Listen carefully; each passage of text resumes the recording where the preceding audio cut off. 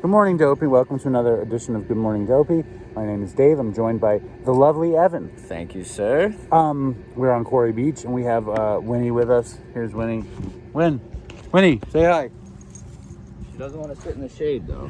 Yeah, I was just telling Evan that we saved Winnie's life because she was slated to be killed. And he's like, oh, she was in a kill shelter. I was like, yeah. And I'm thinking, like, how do I get my cat in a kill shelter? I just want to fucking murder that fucking cat. Dude, growing up with having 4 cats in my house, I will never have a cat. I don't care if my girlfriend wants a cat or what, we're not having a cat. I'm thinking of taking the cat to a groomer and, like, Selden. And then, like, with a fake mustache or something, and never coming back. Does Linda love the cat? Nobody likes the cat. What the fuck you got the cat for? No one will take her. I don't know how to get rid of her. I mean, I'm thinking of putting the cat in a gym bag and hurling the bag into the bay. That's what I want to do. Is it an indoor cat? Yeah. Oh, you should just make it into an outdoor cat. How do you do that? So put her outside. Let him go. Let him go. Let him roam. Here, do you want to go to the meeting, or you want to do another daily reflection? No, let's do the daily reflection. All right, what's the daily reflection? All right. August 1st. Yes. Living it. Yes. The spiritual life is not a theory. So August 1st is the 8th step. Correct. So we made a list of all people we had harmed. Is that the 8th step? Yeah. We made a list? Of all the people that we had harmed. That's right. Yeah. And that doesn't sound right to me. Then the 9th is to make amends. Right. I don't remember the list. Shit, I think I need to go back. No, I did my step 8 twice. Anyway, keep going. Okay. All right, living it, August 1st. The spiritual life is not a theory. Yes. We have to live it. Yes. Alcoholics Anonymous, page 83. Yes. When new in the program, I couldn't comprehend living in the spiritual aspect of the program. Yes. But now that I'm sober, I can't comprehend living without it. Spirituality was what I had been seeking. God, as I understand him, has given me the answers to the whys that kept me drinking for 20 years. By living a spiritual life, by asking God for help, I've learned to love, care for, and feel compassion for all my fellow men, and feel a joy in a world where before I felt only fear. That's a good one. That is a good one. It has nothing to do with the 8th step. The 8th step, though, but it's still a good one. Well, let me. What does it say again? There's nothing to do with the 8th step. That's so weird. I think it does. I think the idea of living spiritually is taking. It's like taking a measure of the bad shit you've done. Like, that is part of living. Oh yeah, absolutely. It doesn't. Maybe I'm searching for that. You know, they don't fucking do that first day of August without alluding to the 8th step. That's what I'm saying. That's why it's weird. They don't fuck with that. The spiritual life is not a theory. We have to live it. So to live the spiritual life, you need to account for the harms you did.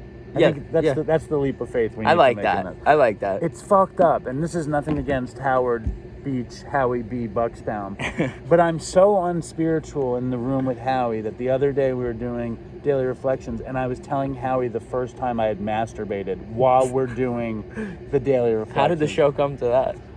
I think I don't know, but I'm not proud. Well, you know what? It happens. I'm not Sometimes proud. it's hard to live a spiritual life, every day. 24/7. Right, in that room. Like, it's how it's like, look at this. This is God's country right here. It's easy to live the spiritual life here, when you're sitting out here in this environment. But, when you're going home, when you're dealing with the normal struggles of life, that's the real test. Or it's like, when you're dealing with people that you like dealing with, right? Like, that's or it's easy. Before the day starts. Yeah. And before shit gets in your way, or before the thing that you want, you can't do. It's like the 7th step with character defects. It's like, it's so easy to ask to have them removed, but it's so hard to live without them in the heat of the moment. Oh, absolutely. And I think, it's hard to break those habits for so long. Like, some of the defects, actually kind of served us in, a sick way, for a while. Well, they in a lot of ways, they protect your addiction. Your ego. They protect your ego. They protect your lifestyle. I mean, we build these things to protect us. Right. The other day, yesterday, we're recording Good Morning Dopey, and we did an interview with this guy called Pop Buchanan, who, I love this guy. He's got a podcast called Sober is Dope. He's from Brooklyn. He lives in Queens. He's a real New York City guy. Gotcha. He's like an entrepreneur, whatever. And I'm interviewing him, and like the door's closed, and there's so much noise on the other side. I hear my Nora just yelling and screaming. I hear Linda talking. I hear Winnie barking, and I'm like, "Urgh." Then before that, Nora fucking calls me while I'm in the interview. She's like, "Why aren't you picking me up?" I was like, "Mommy's picking me up." "Where's mommy?" She's not answering the phone in the middle of the interview. So that makes me uneasy. Then 20 minutes later, I hear the noise out of the thing. Then 10 minutes later, we have a piano. I'm the only person that likes to play the piano, and they don't want me to play it. Why not? Because they don't like me playing the piano. I'm not great, but I'm better than the rest of my family. And the haters, they're hating on you playing the piano. They're fucking haters. And the next thing I know, Nora's banging on the piano after calling me in the interview and being loud during the interview. And I opened the door and I said, "You got to stop playing the piano." And I got pissed. And then I went downstairs, and me and Linda got into a fight in front of Howie, in front of my children, in front of the dog. You know, fucking, and I was beside myself in my character defects. And in that moment, like, I could not find serenity. I could not find my part. And I was fucking flummoxed for, I don't know, 3 hours. I like that word. And I didn't rise to the occasion. Well, all I did was, then me and Linda started getting into this squabbling text thing. And then I wrote, "I'm not talking to you anymore. Have fun tonight." You know, that was my answer. "I'm not talking to you anymore. Have fun tonight." And then she came up and apologized. See, that is her coming up and apologized reinforced your behavior, though. Well, I was right, finally. I'm never right. Yesterday I was right. You may have been right in the sense of the argument, you know, but it's like handling it in a spiritual fashion. Is it like being a pushover sometimes? Like, it's... Answer that question. The answer is yes. Yeah, I mean... Right. You know, but that's a strong spiritual place, because you being a pushover is not important because you're so spiritually centered that it doesn't even matter. Right. But you're not giving your energy to it. I was not on my spiritual access, and I was just so bothered. And then we're doing daily reflections on character defects. You know, and I'm just like, fuck. You know, I did the fucking... Shining a light right onto it. I did 6 and 7 twice. The first time I did 6 and 7, I did it for half a year. Like, and I remember... It's a tough one. I remember, though, with Chris, you know, I was listening to, you know, this last week was the 4th anniversary of his death. And I'm listening to all these old Dopies. Like, every year I try to get a big clip show together for the anniversary of his death. And then I realize it's not going to happen, so I'm going to wait till his birthday. So I start getting the clips together now for his birthday show. And I hear him, we're talking about 6 and 7, because when I was doing 6 and 7 the first time, I was on the show talking about 6 and 7. You know, whatever, fucking 5 years ago. Right. And he was like, "Well, when I did 6 and 7, I did it on the same day that I did 5. I did 5, 6, 7, and 8, like it says, or I did 5, 6, and 7, like it says in the book." And I was like, "You motherfucker!" Did you do it all in one day, 5, 6, and 7? I definitely didn't. Right. I didn't. We would do like one step a week. Besides 1, 2, and 3, we did in 1 week, and then, you know, I did 4, and then I brought it back to him, and we went over it, and that was a week, and then like 1 day out of the week, you know, and then we'd come back and we would read about step 6, and then we would do that. Did you read it in the big book, or did you read it in the 12? So and 12? Initially I read it in the 12 and 12 with my sponsor, and then, you know, you hear a lot of people in the rooms, like, everyone's like, "This is the right way to do it, this is the right way to do it." You know, I mean, my view is like, whatever fucking works for you at the end of the day. But then I actually reread through the big book with someone else, not my sponsor. So I cheated on my sponsor pretty much. No, I when I did it the first time, my sponsor was very by the book, but my sponsor didn't have an interest in sitting and reading the book with me.